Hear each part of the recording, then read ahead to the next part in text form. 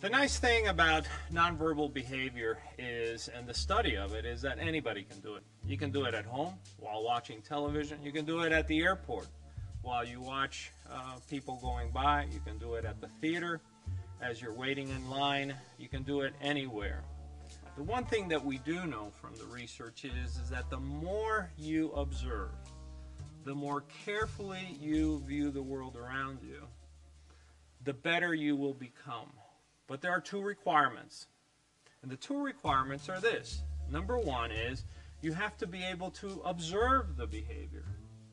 And the second one is that you must be able to decode the behavior. Now, I'll give you an example. Someone purses their lips. They go like this. We've all seen this behavior. So we can say, well, I've seen that behavior. We recognize it. But what does it mean? Well, one of the interesting things from the research that we have is that we now know that when people are talking to each other and one of them is pursing their lips, most likely they're thinking of an alternative or they're in total disagreement. Now, this is terrific for someone in negotiations. But what about the poker table? And as I said, when it comes to nonverbal behavior, there's no difference. Here's how it works out at the poker table. You look at your whole cards, you put them down. The next person looks at his whole cards and maybe calls or raises. Flop comes around a few seconds later, and this person right here begins to do this. They're looking at his cards, they're pursing their lips.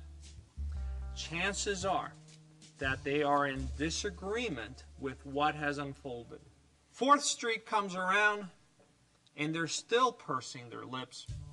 Pretty much you know that this person is going to have to fold. We know it because from the very beginning, and it did not change, they were pursing their lips as they were going along.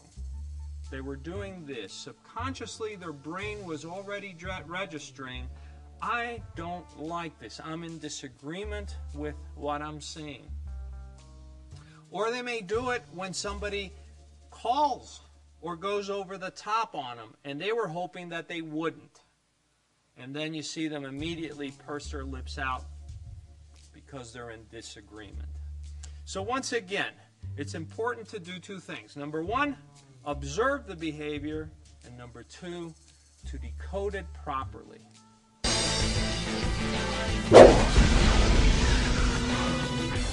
Joe Navarro, former FBI special agent. I amplify. Do you?